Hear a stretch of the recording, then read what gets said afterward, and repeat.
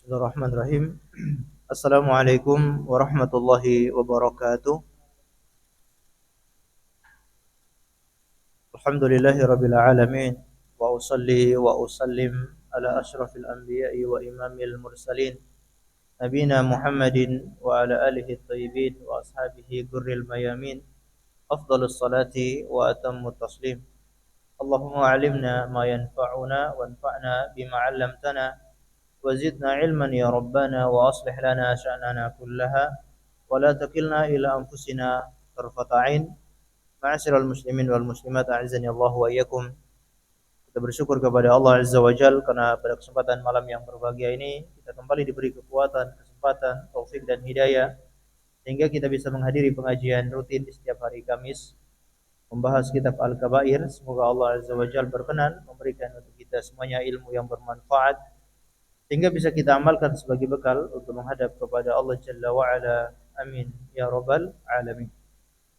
Salawat dan taslim semoga tetap tercurahkan kepada junjungan kita Nabi besar Muhammad sallallahu alaihi wasallam, juga kepada seluruh keluarganya, para sahabatnya dan umatnya yang setia mengikuti tuntunannya sampai hari kiamat. Ma'asyiral muslimin wal muslimat, azani Allah wa iyyakum. Seperti biasanya kita akan sama-sama mengkaji kitab Al-Kabair, dosa-dosa besar yang ditulis oleh Imam Az-Zahabi rahimahullahu taala. Kita sudah memasuki dosa besar yang ke-46. Al-Kabiratus Sadisatu wal Arba'un. Dosa besar yang ke-46, An-niyahatu wal latmi.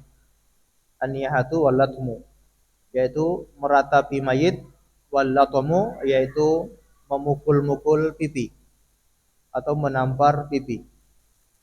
Ini merupakan dosa besar, yaitu an-niyahah, meratapi mayit.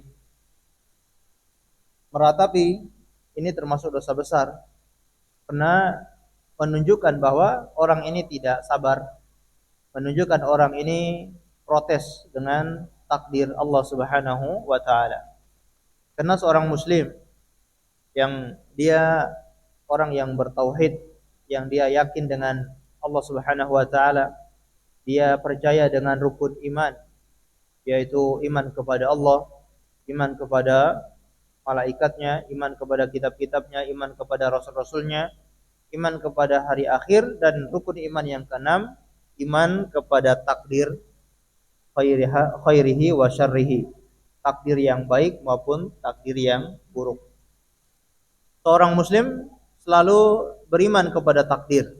Dia percaya apapun yang menimpa dirinya itu semua sudah ditulis oleh Allah Subhanahu wa taala. Maka dia akan bersabar, dia menerima semua keputusan Allah Subhanahu wa taala. Dan dia selalu meyakini bahwa semua yang diputuskan oleh Allah itu pasti yang terbaik. Karena Allah Subhanahu wa taala tidak mungkin mendolimi hambanya.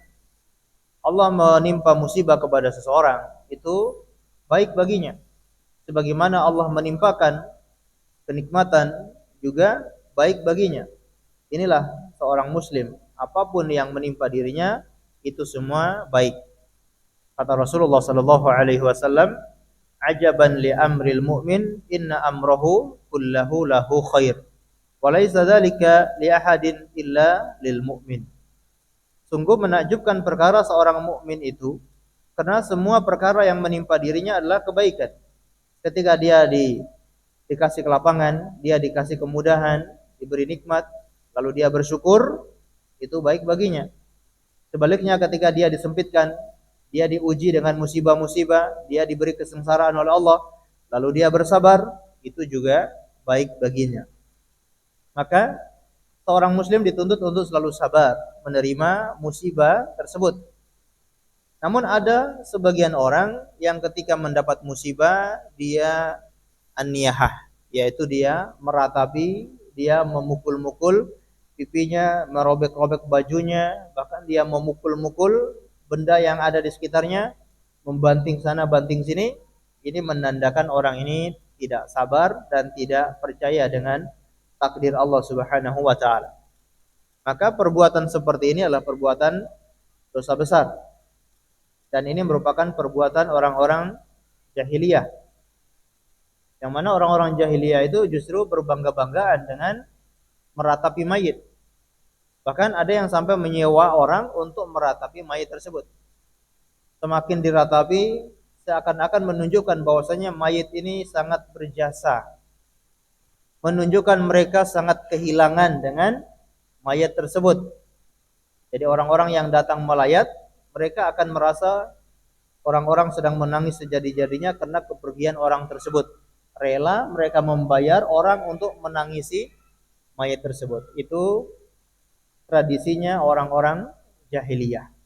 Ketika datang Islam, maka dilarang oleh Rasulullah sallallahu alaihi wasallam. Ketika kita ditimpa musibah, namanya bersedih itu wajar. Namanya menangis itu wajar, tapi tidak boleh berlebih-lebihan.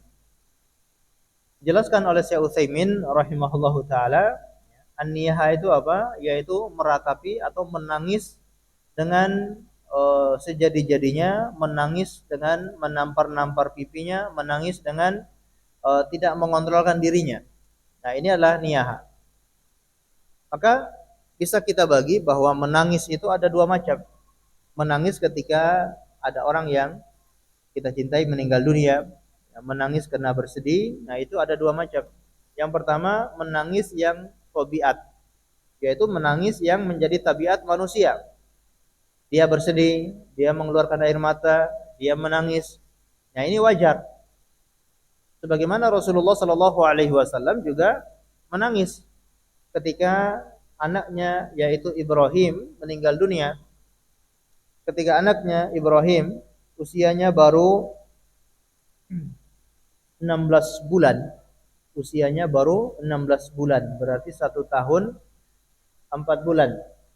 Anaknya ini meninggal dunia, maka Rasulullah Shallallahu alaihi wasallam meneteskan air mata. Maka ada orang yang bertanya kepada beliau, "Wahai Rasulullah, engkau juga menangis?" Maka beliau mengatakan, "Al-ainu la tadma' wal qalbu yahzan wa la naqulu illa ma yurdi rabbina wa inna ala firaqika ya Ibrahim lamahzunun." Sesungguhnya mata itu bisa menetes, maksudnya mata itu bisa menangis, kemudian hati itu bisa bersedih. Namun kita tidak mengucapkan perkataan yang dimurkai oleh Allah. Kita tidak mengatakan perkataan kecuali yang diridhoi oleh Allah Subhanahu wa taala. Dan sesungguhnya dengan kepergianmu wahai Ibrahim itu sangat menyedihkan bagi kami. Jadi ini tabiat. Adapun yang kedua, menangis yang dilarang yaitu menangis yang berlebihan. Yaitu yang disebut dengan an-niyahah. Seseorang yang menangis tidak wajar, menangis sambil mengungkit-ungkit kebaikan orang tersebut, menangis sambil mungkin menyesali kesalahannya, menangis sambil menyebut-nyebut orang tersebut, sehingga orang lain pun ikut menangis gara-gara mendengar tangisan orang tersebut. Nah, ini yang dilarang, ini tidak boleh, ini namanya an-niyah. Di sini Imam Az-Zahabi rahimahullah membawakan beberapa dalil yang menerangkan bahwa niyah itu dosa besar. Yang pertama, qala Nabi sallallahu alaihi wasallam, "Isnatani huma bin nasi kufrun." Ada dua perkara yang berlaku bagi manusia yang merupakan kekafiran. At-ta'nu fin nasabi wan niyahatu 'alal mayyit, yaitu menghina nasab dan niyaha kepada mayit, meratapi mayit. Dua perkara yang disebutkan oleh Rasulullah merupakan kekafiran. Isnatani huma bin nasi kufrun. Dua perkara yang berlaku pada manusia yang merupakan kekafiran. Namun di sini bukan kafir akbar, tapi ini namanya kufrun asgor, kafir yang kecil. Apa bedanya? Kalau kafir akbar mengeluarkan pelakunya dari agama Islam, dia dinyatakan telah murtad. Adapun kufrun asgor, kafir kecil, itu pelakunya tidak keluar dari Islam. Sebagaimana orang yang kafir terhadap nikmat Allah. La in syakartum la azidannakum wa la in kafartum inna adzabi lasyadid. Jika kalian bersyukur kepada Allah, akan aku tambah nikmatku. Tapi kalian kafir, maka azabku sangat pedih. Tidak bersyukur itu dikatakan Allah kafir. Maksudnya kafir asgor, kufur nikmat, tidak sampai mengeluarkan dari Islam.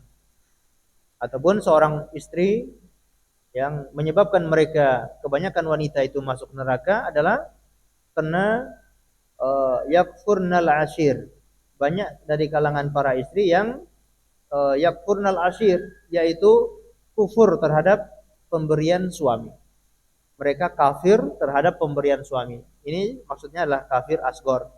Tidak berterima kasih, tidak berkufur, tidak bersyukur dengan pemberian suami.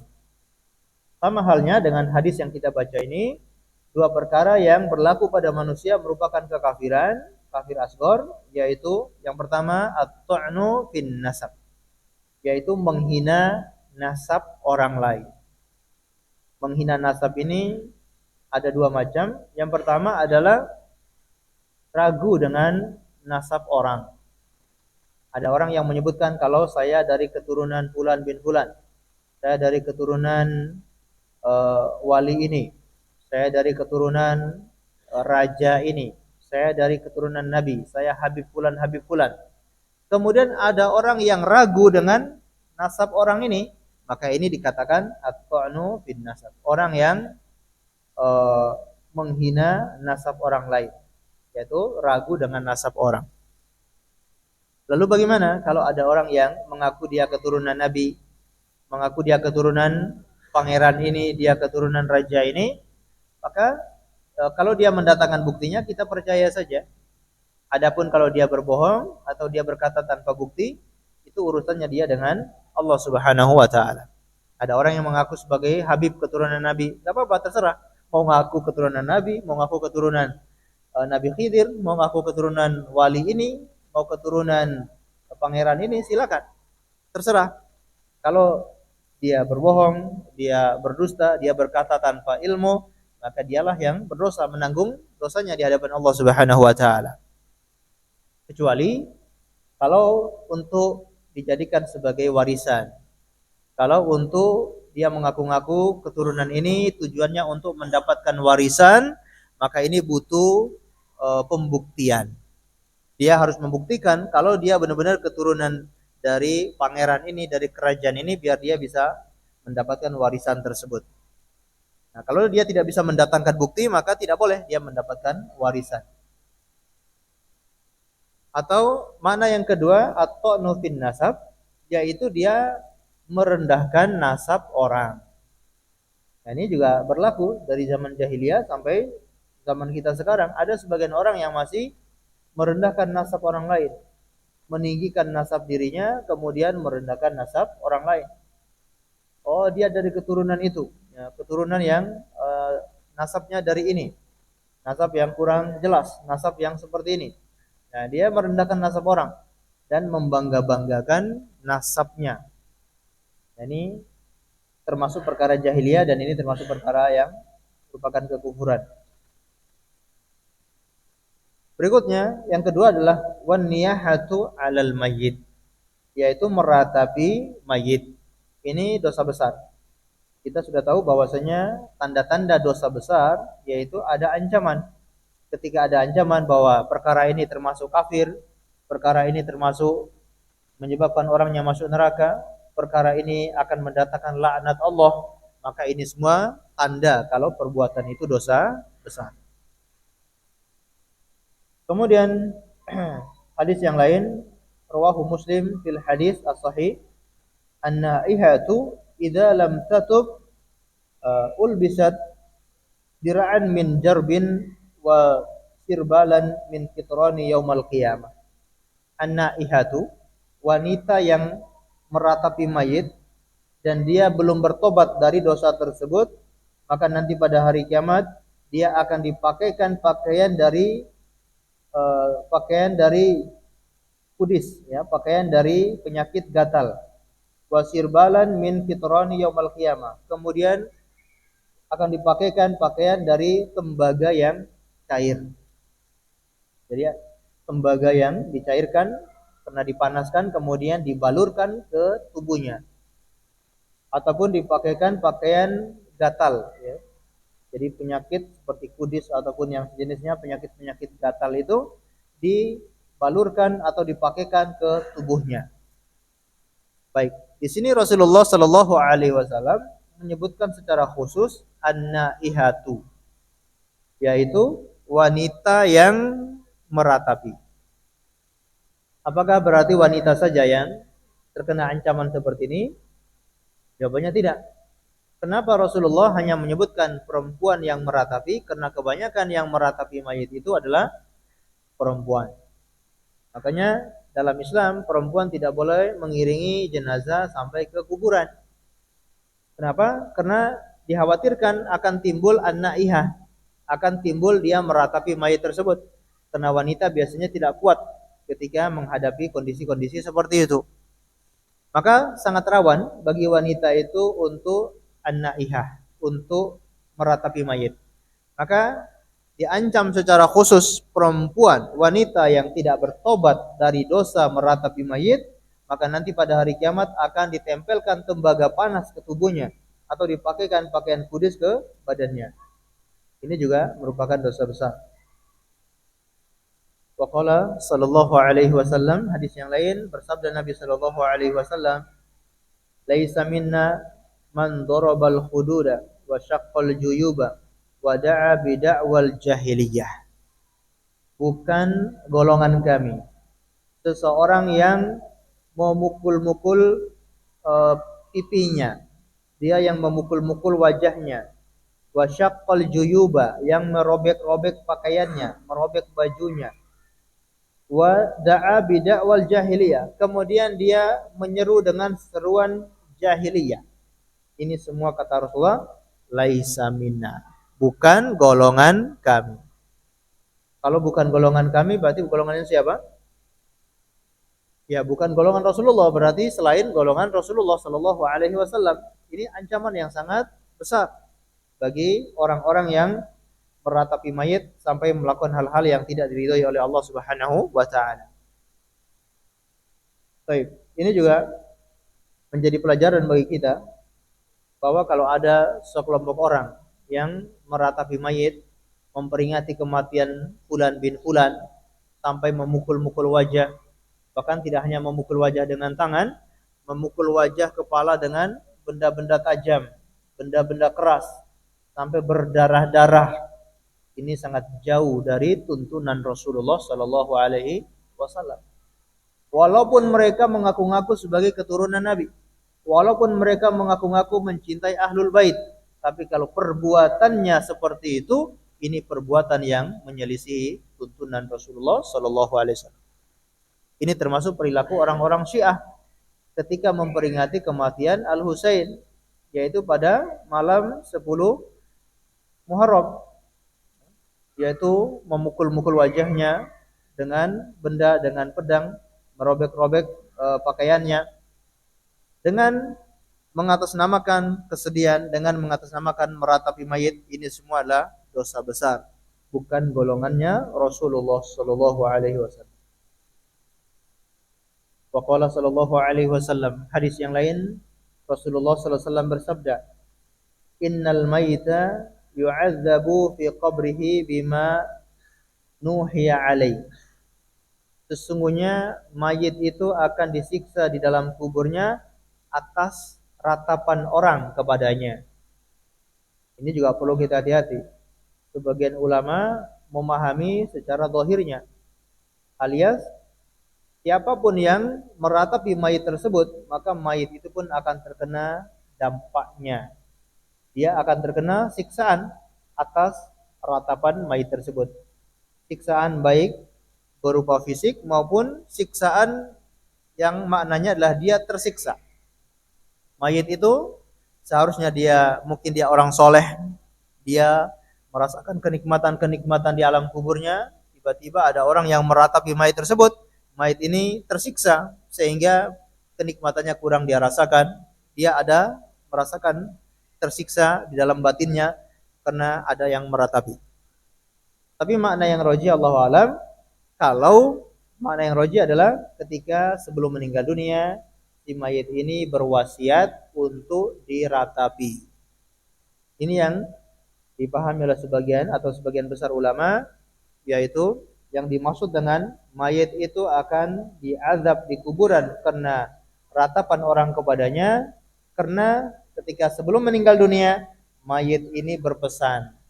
Mayit ini dia berwasiat, kalau nanti saya meninggal dunia maka ratapi saya, tangisi saya.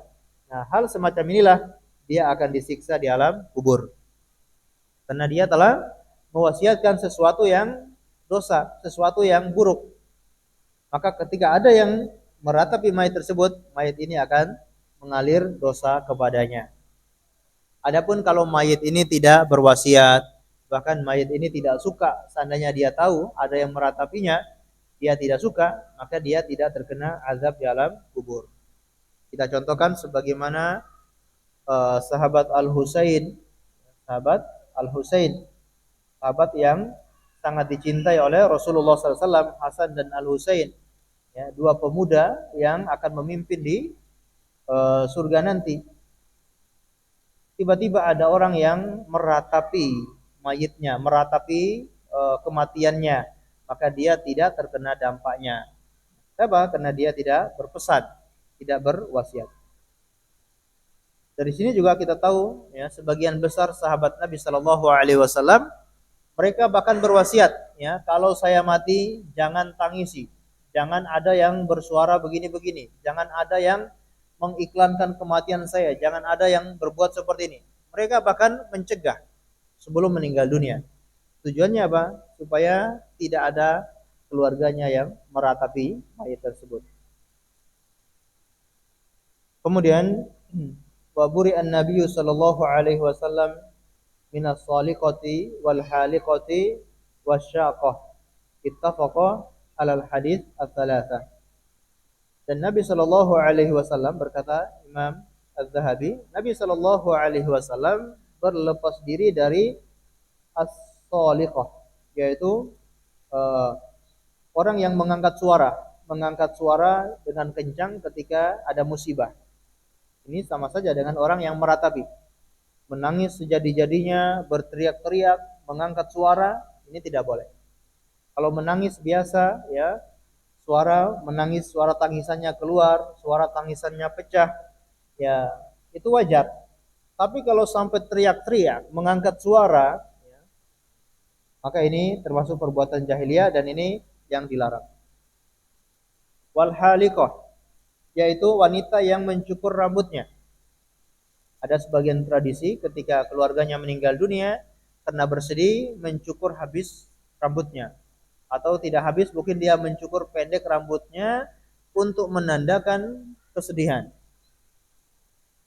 Ya, seorang wanita mungkin suaminya meninggal dunia, dia mencukur rambutnya. Tidak disyariatkan. Seorang wanita ketika suaminya meninggal dunia jangan berdandan, tidak boleh bersolek dan tidak boleh keluar dari rumahnya kecuali ada hal-hal yang urgen. Apakah untuk membeli bahan makanan? Kalau tidak ada yang membantu membelikannya, ataupun untuk datang ke rumah sakit berobat, kalau dia pengen berobat, maka ini dia boleh keluar. Tidak boleh dia berhias, tidak boleh memakai wangi-wangian. Tapi tidak sampai harus memotong rambutnya, tidak sampai harus menggundul rambutnya. Untuk menunjukkan kesedihan itu tidak harus dengan cara seperti itu. Ini cara-cara kebiasaannya orang-orang jahiliyah. Wasyaqatu, ataupun wanita yang merobek-robek bajunya. Ittafaqa 'alal ahadits ats-tsalatsa. Ini ya sesuai dengan hadis yang 3 yang kita bacakan tadi. Baik, ma'asyiral muslimin dan muslimat, a'azzani Allahu wa iyyakum. Dari sini bisa kita pahami bahwasanya semua yang ada bersama kita, apakah harta, apakah keluarga, anak, istri, sanak famili, semuanya itu adalah kepunyaan Allah Subhanahu wa taala. Harta milik Allah, anak-anak itu juga milik Allah. Istri kita itu juga punyanya Allah. Keluarga kita, orang tua kita, semuanya itu milik Allah Subhanahu wa taala. Dan Allah berhak suatu saat Allah mengambilnya kembali. Maka tidak boleh seorang itu protes. Sebagaimana Ummu Sulaim, ya, seorang sahabat wanita yang luar biasa, ketika anaknya meninggal dunia, maka suaminya yang bernama Abu Talhah baru pulang dari sebuah safar, maka Ummu Sulaim menyambut suaminya untuk pulang. Kemudian dia memberikan makan malam, dia berhias, lalu suaminya ini berhubungan dengannya, sehingga suaminya ini tidak berpikir sama sekali tentang anaknya yang sakit itu. Karena sebelum dia pergi safar, anaknya itu sedang sakit keras. Suaminya hanya bertanya, bagaimana kondisi anak kita? Kata Ummu Sulaim, dia lebih tenang, lebih baik daripada sebelumnya. Hanya itu jawaban Ummu Sulaim. Tidak menunjukkan kesedihan sama sekali.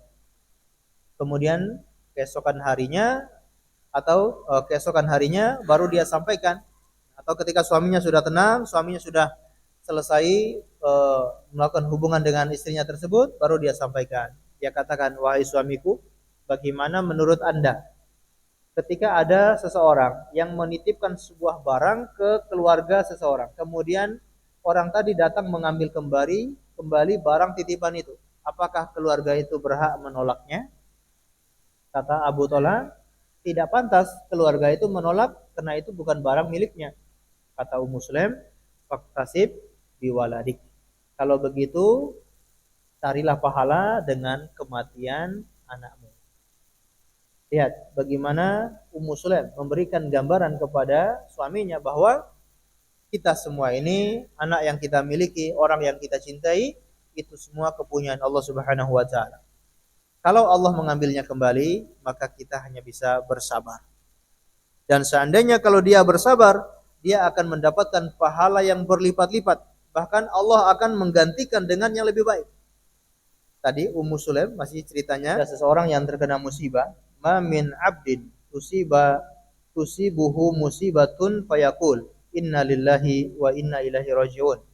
Tidaklah ada seorang hamba yang ketika terkena musibah dia mengatakan inna lillahi wa inna ilaihi rajiun. Allahumma ajurni fi musibati wa akhluf li khairan minha. Ya Allah, berilah saya pahala atas musibah saya ini dan gantikan dengan yang lebih baik. Apa kata Rasulullah? Illa ajjarahullahu fi musibatihi wa akhlafa lahu khairan minha. Kecuali Allah akan memberikan pahala atas musibahnya dan Allah akan gantikan dengan yang lebih baik. Jadi jangan terlalu berlebihan, bersedih boleh, menangis boleh, tapi jangan berlebihan. Tetap kedepankan untuk sabar, selalu bersabar menerima ketentuan Allah Subhanahu wa taala. Karena kita ingat pahala yang sangat besar akan didapatkan oleh orang-orang yang bersabar, dan pasti Allah akan gantikan dengan yang lebih baik. Baik, hadis ini ya pernah juga diceritakan oleh sahabat yang bernama Ummu Salamah. Ya. Rasulullah Shallallahu Alaihi Wasallam mengajarkan doa ini kepada Ummu Salamah. Maka ketika suaminya meninggal, yaitu Abu Salamah meninggal dunia, maka Ummu Salamah agak ragu. Kenapa? Karena di dalam doanya itu, ya Allah gantikan dengan yang lebih baik. Karena dia menyangka suaminya itulah yang terbaik. Tidak ada laki-laki yang lebih baik dari suaminya. Dia enggak menduga, dia enggak menyangka kalau ada yang lebih baik dari suaminya. Maka dia agak ragu. Ketika membaca doa ini, tidak dia sangka ternyata ada laki-laki yang lebih baik yang digantikan oleh Allah Subhanahu wa taala dari suaminya. Siapa itu? Rasulullah sallallahu alaihi wasallam. Ketika masa idahnya selesai, Rasulullah datang melamar Ummu Salamah. Masya Allah. Doanya langsung dikabulkan oleh Allah Subhanahu wa taala. Begitupun ketika ada seorang orang tua yang anaknya meninggal dunia, maka bersabar. Sedih boleh. Memang sedih ketika anaknya, buah hatinya yang sangat dia cintai meninggal dunia, sesuatu yang sangat menyedihkan, tapi tetap bersabar dan meraih pahala yang besar dari kesabaran tersebut. Bahkan disebutkan dalam hadis yang sahih bahwa ketika ada orang tua yang buah hatinya diambil oleh Allah Subhanahu wa taala lalu dia bersabar, Allah perintahkan kepada malaikat, bangunkan dia istana di surga dan kasih nama istana itu dengan Baitul Hamdi. Masya Allah. Ini orang tua yang anaknya meninggal dunia, kemudian dia bersabar, akan dibangunkan istana di surga, kemudian dikasih nama dengan Baitul Hamdi, yaitu rumah pujian. Masya Allah. Maka tidak harus seseorang itu meratapi mayit, tidak perlu seorang muslim itu sampai berlebihan bersedih, ini tidak perlu karena ini juga merupakan dosa besar. Allahu a'lam bishawab. Baik, kita lanjutkan hadis atau dosa besar yang berikutnya. Ini dosa besar yang ke as-sabi'atu wal arba'un. Dosa besar yang ke-47 ini cukup pendek tentang at-ta'nu fil ansab, yaitu eh, menghina nasab atau merendahkan nasab. Ini juga mirip pembahasannya yang seperti yang kita singgung di awal tadi, ya. At-ta'nu fil ansab. Qad sahha anna dzalika kufrun. Telah sahih, yaitu hadis yang sahih bahwasanya perbuatan tersebut merupakan kekafiran. Bagaimana sabda Nabi Shallallahu Alaihi Wasallam, isnatani huma bin nasi kufrun. Dua perkara yang berlaku pada manusia yang merupakan kekafiran, at-ta'nu fin nasabi wan niyahatu 'alal mayyit, yaitu menghina nasab ataupun niyaha meratapi mayit. Baik, Allah Subhanahu wa taala menciptakan manusia bersuku-suku, berbangsa-bangsa, berkabilah-kabilah, berbeda-beda, itu tujuannya bukan untuk saling merendahkan, tujuannya bukan untuk saling bangga-banggaan, bukan untuk saling tinggi-tinggian nasab. Tapi tujuan daripada itu semua adalah lita'arofu, agar kalian itu saling mengenal. Allah menciptakan manusia secara berbangsa-bangsa, berkabilah-kabilah, secara bersuku-suku, tujuannya agar manusia saling mengenal dan agar mereka tahu bahwasanya Allah Subhanahu wa taala mampu menciptakan manusia dengan berbagai jenis, dengan berbagai suku. Allah mampu. Tidak ada ya suku Arab, tidak ada yang lebih mulia dari suku Arab, atau tidak ada yang mulia tidak ada kata mulia orang Arab atau suku Arab itu lebih mulia daripada selain Arab ataupun yang sejenisnya. Ini tidak ada sama sekali. Yang berkulit merah lebih mulia dari yang berkulit hitam, atau yang berkulit putih lebih mulia dari yang berkulit hitam, atau sebaliknya yang berkulit hitam lebih mulia dari yang berkulit putih. Tidak ada sama sekali. Yang dinilai oleh Allah Subhanahu wa taala adalah ketakwaan manusia. Inna akramakum indallahi atqakum. Sesungguhnya yang paling mulia di sisi Allah Subhanahu wa taala adalah yang paling bertakwa di antara kalian. Atau dalam sebuah hadis kata Nabi sallallahu alaihi wasallam, innallaha la yanduru ila suwarikum wala ila ajsamikum walakin yandur ila qulubikum wa amalikum. Sesungguhnya Allah itu tidak melihat kepada rupa-rupa kalian, bentuk-bentuk fisik kalian, kepada model-model tubuh kalian. Bukan itu yang dilihat oleh Allah Subhanahu wa taala.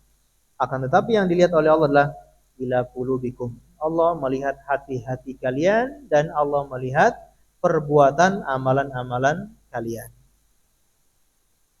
Baik, ini termasuk dosa besar yang ke-47, yaitu menghina nasab. Yang tadi sudah kita jelaskan, ada dua, yaitu merendahkan nasab orang lain ataupun meragukan nasab orang lain. Kita lanjutkan dosa besar yang berikutnya, yaitu al-kabiratu tsaminatu wal arba'un. Dosa besar yang ke-48 yaitu al-baghyu. Al-baghyu yaitu perbuatan zalim atau sewenang-wenang. Ini juga termasuk dosa besar. Seorang berbuat zalim semena-mena kepada orang lain atau semena-mena kepada makhluk yang bernyawa, ini dinamakan dengan al-baghyu. Ya, baghyu ini mirip seperti zalim. Mirip seperti zalim, ya. Atau bisa kita terjemahkan al-baghyu itu orang yang berbuat semena-mena. Jadi tidak ada belas kasihan, dia semena-mena menyiksa orang, semena-mena menyiksa hewan, semena-mena uh, berbuat kejahatan kepada orang lain, ya, semena-mena, apakah kepada harta orang, semena-mena dengan kehormatan orang, harga diri orang lain dia cemarkan semena-mena, atau dia semena-mena dengan fisik atau jiwa orang lain, semena-mena menghukum orang, semena-mena memukul orang. Nah, ini termasuk perbuatan al-baghyu dan merupakan dosa besar. Imam Az-Zahabi membawakan beberapa dalil yang menunjukkan bahwasanya perbuatan ini termasuk dosa besar. Di antaranya firman Allah Subhanahu wa taala, "Innamas sabilu 'alal ladzina yadlimuna an-nasa wa yabghuna fil ardi bighairil haqq, ulaika lahum 'adzabun alim." Sesungguhnya as-sabilu, yakni hukuman, sesungguhnya hukuman itu diberikan kepada orang-orang yang berbuat kezaliman kepada manusia, wa yabghuna fil ardi bighairi haqq, dan semena-mena melampaui batas di muka bumi ini tanpa hak. Ulaika lahum azabun alim. Mereka itulah nanti akan disiksa dengan azab yang sangat pedih. Surat Asy-Syura ayat 42. Jadi dalam ayat ini Allah Subhanahu wa taala mengancam orang-orang yang berbuat kezaliman dengan sewenang-wenang melampaui batas di permukaan bumi ini, diancam dengan ulaika lahum azabun alim, akan ditimpa, disiksa dengan azab yang pedih. Dan namanya ancaman, ya, ancaman dengan azab yang pedih, ancaman dengan siksaan di neraka, itu semua tanda merupakan dosa besar. Wa qala Nabi sallallahu alaihi wasallam, Nabi sallallahu alaihi wasallam bersabda, "Innallaha auha ilayya an tawadhu hatta la yubgha ahadun ala ahadin wa la yafqaru ahadun ala ahadin." Sesungguhnya Allah Subhanahu wa taala mewahyukan kepadaku untuk bertawadhu. Allah mewahyukan kepadaku untuk memerintahkan kepada manusia agar tawadhu. Antawadhu, agar kalian tawadhu. Allah mewahyukan kepadaku agar kalian tawadhu, supaya tidak ada orang yang sewenang-wenang, ya, atas orang lain, dan tidak ada orang yang menyombongkan dirinya di atas orang lain. Jadi ini termasuk perkara yang sangat penting, sampai Rasulullah itu mengatakan, "Innallaha auha ilayya." Sesungguhnya Allah itu mewahyukan kepadaku. Sampai Allah yang langsung mewahyukan kepada Rasulullah Shallallahu Alaihi Wasallam. Karena namanya wahyu itu kadangkala melalui malaikat Jibril, kadangkala para nabi atau para rasul itu langsung menerimanya dari Allah Subhanahu Wa Taala, baik di balik hijab, mendengar langsung, ataupun di dalam mimpi ataupun yang sejenisnya. Nah, Allah mewahyukan kepada Rasulullah dalam masalah apa? Kita tahu bahwasanya perkara yang lain, ya, semua syariat ini yang diperintahkan oleh Rasulullah, segala perkara dalam agama ini semuanya adalah wahyu dari Allah. Kita percaya atau tidak? Semua syariat agama ini adalah wahyu dari Allah. Wahyu atau bukan? Wahyu, ya. Apapun yang dikatakan oleh Rasulullah itu semua wahyu. Wa ma yantiqu anil hawa in huwa illa wahyu yuha. Ya, tidaklah yang diucapkan oleh Muhammad itu hawa nafsunya, melainkan wahyu yang diwahyukan. Baik. Perkara syariat ini semua adalah wahyu dari Allah, tapi di sini Allah atau Rasulullah secara khusus memberikan ada satu perkara yang Allah wahyukan secara khusus. Ada satu perkara yang Allah wahyukan secara khusus agar diperhatikan oleh manusia, yaitu apa? Antawadhu, agar manusia itu bersikap tawadhu. Mereka memiliki sifat tawadhu. Karena kalau orang yang tidak tawadhu berbahaya. Kalau orang yang tidak punya sifat tawadhu, dia akan merasa dirinya paling besar, dia akan menyombongkan dirinya atas orang lain, dan dia akan semena-mena di muka bumi.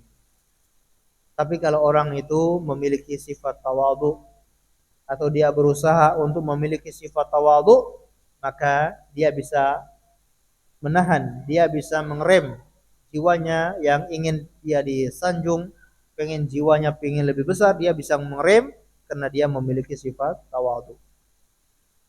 Sehingga di sini kata Nabi Shallallahu Alaihi Wasallam, hatta la yubghi ahadun ala ahadin, sampai tidak ada orang yang semena-mena ya atas orang lain, atau tidak ada orang yang berbuat sombong atas orang lain. Wa fi ba'dil athar, ya sebagian asar disebutkan, lau buqiya jabalun ala jabalin la ja'alallahu al-baghi minhuma dakka.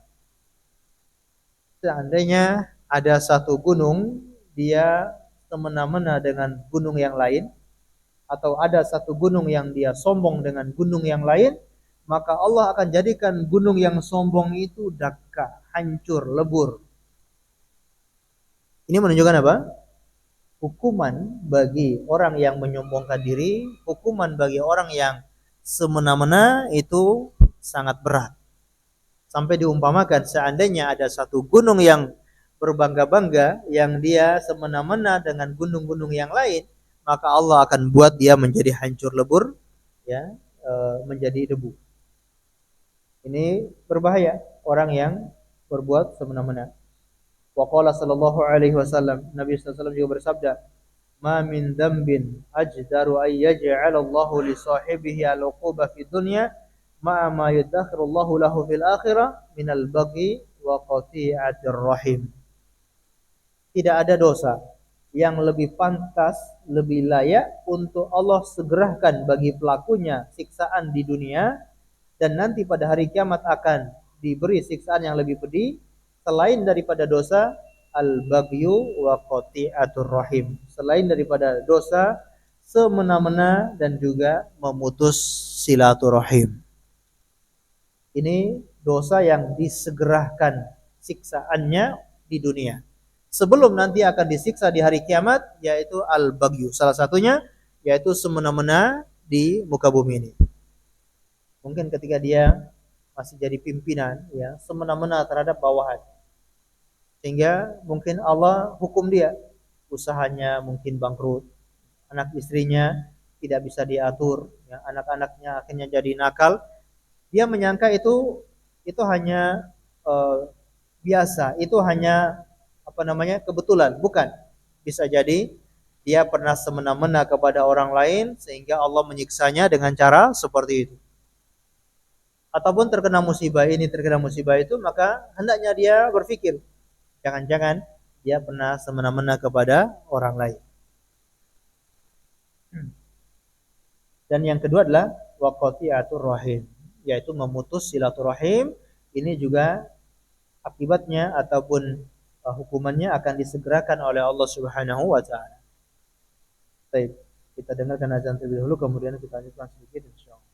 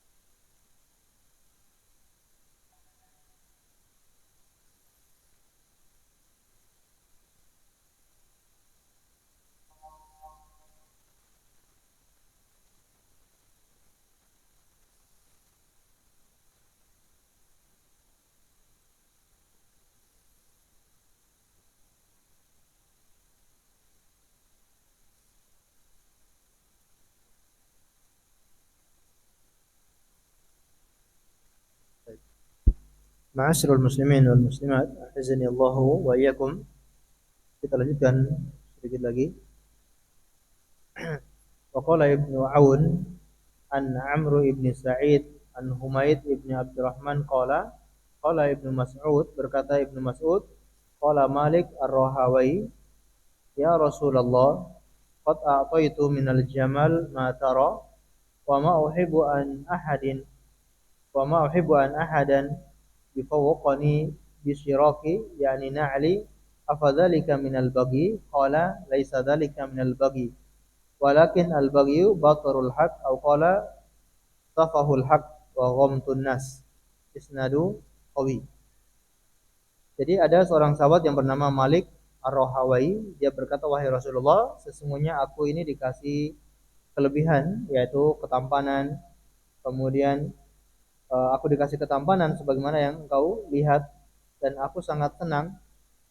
Tidak ada yang bisa menyaingi saya dalam urusan pakaian, dalam urusan sendal, urusan sepatu, pakaian. Saya tidak ingin ada yang menyaingi saya. Saya ingin lebih unggul. Afadzalika minal bagi? Apakah itu semua bagian dari semena-mena? Qala laisa dzalika minal bagi. Beliau mengatakan bukan. Itu bukan termasuk kedoliman atau bukan termasuk semena-mena. Akan tetapi semena-mena itu adalah batarul haq, menolak kebenaran, wa ghamtun nas, dan merendahkan atau meremehkan orang lain. Yaitu semena-mena, tidak mau menerima kebenaran. Disampaikan kebenaran, merasa dirinya lebih tinggi, tidak mau menerima. Padahal orang yang menyampaikan itu sudah dengan cara yang paling bagus. Dia sampaikan tentang kebenaran itu, tapi karena dia merasa dirinya tinggi, merasa dia lebih levelnya lebih di atas, dia tidak mau menerima kebenaran tersebut. Dan ini gandengannya yaitu ghamtun nas, yaitu merendahkan orang lain. Orang kalau tidak mau menerima kebenaran, maka selalu dia kena merendahkan orang lain. Karena merendahkan orang lain, makanya dia tidak mau menerima kebenaran. Baik. Waqad khasafallahu biqarun li baghihi wa utuwihi. Ini disebutkan oleh Imam Az-Zahabi, dan Qarun itu dibenamkan, ya, Qarun itu dibenamkan oleh Allah ke dalam bumi itu karena semena-menanya, karena sifatnya yang semena-mena dan karena melampaui batas. Dikasih harta, dia semena-mena. Dikasih peringatan, tidak mau menerima. Didakwai oleh Nabi Musa alaihissalam, tidak mau menerima dakwah tersebut karena merasa dirinya kaya, merasa punya segala-galanya, bisa dia beli, tak perlu dia dinasihati. Bahkan dinasihati untuk ingat Allah, untuk tobat, dia tidak mau. Nah, ini orang yang bagyu, orang yang semena-mena menolak kebenaran, maka Allah tenggelamkan atau Allah benamkan di dalam bumi. Wa qala Nabi sallallahu alaihi wasallam, Nabi sallallahu alaihi wasallam juga bersabda, "Udzibat imra'atun fi hirratin sajanatha hatta matat." Ada seorang perempuan yang disiksa di neraka gara-gara seekor kucing. Dia mengurung, ya, dia mengurung kucing tersebut sampai kucing itu mati. Fadakhalat fiha an-nar, maka dia dimasukkan ke dalam neraka. La hiya at'amatha wa saqatha id habasatha wa la hiya tarakatha ta'kula min khasyasil ard. Kenapa? Dia tidak memberi makan kepada kucing itu. Sudah dia kurung, tidak dia kasih makan, tidak dia kasih minum, dan dia tidak lepaskan. Dia tidak lepaskan supaya kucing ini bisa makan khasyasil ard, yaitu binatang-binatang kecil, bisa tikus, bisa belalang, bisa binatang-binatang yang bisa dimakan oleh kucing tersebut. Tetap dia kurung sampai kucing itu mati. Wanita ini dihukum dengan neraka. Kenapa? Karena dia semena-mena terhadap hewan, dia semena-mena. Di sini coba kita perhatikan, gara-gara kucing, gara-gara dia semena-mena terhadap hewan, terhadap kucing, itu saja Allah siksa dia di neraka. Bagaimana dengan manusia? Bagaimana dengan orang yang semena-mena kepada manusia?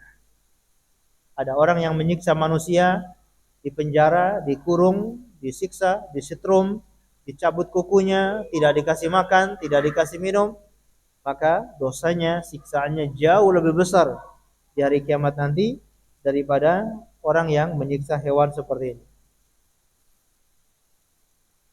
Dan disebutkan oleh Ibnu Umar radhiyallahu taala anhu, la'ana Rasulullah sallallahu alaihi wasallam man ittakhadha syai'an fihi ruhi ghardan.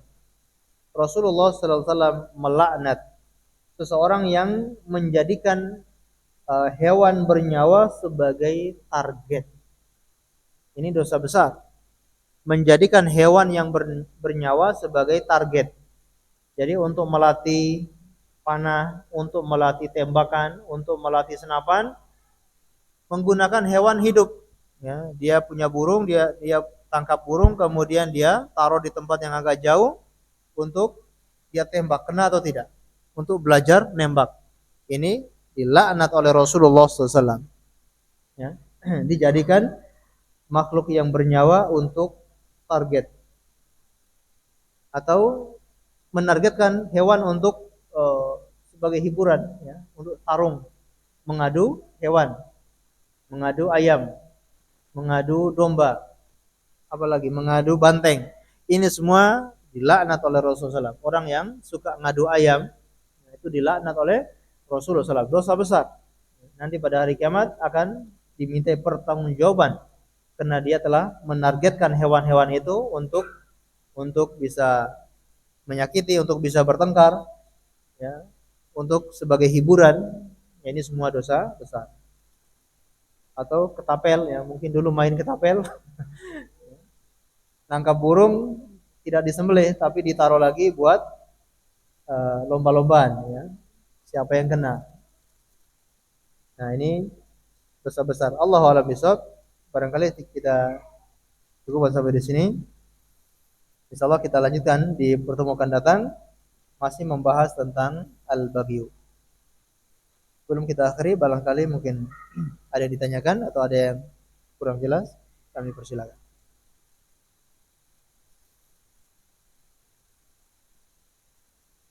Ampun, baik. Kita tutup dengan membaca doa kafaratul majlis. Subhanakallahumma bihamdika asyhadu an la ilaha illa anta astaghfiruka wa atubu ilaik. Wassallallahu ala nabiyyina Muhammad wa ala alihi wasallam. Terima kasih atas segala perhatiannya. Mohon maaf atas segala kekurangannya. Assalamualaikum warahmatullahi wabarakatuh.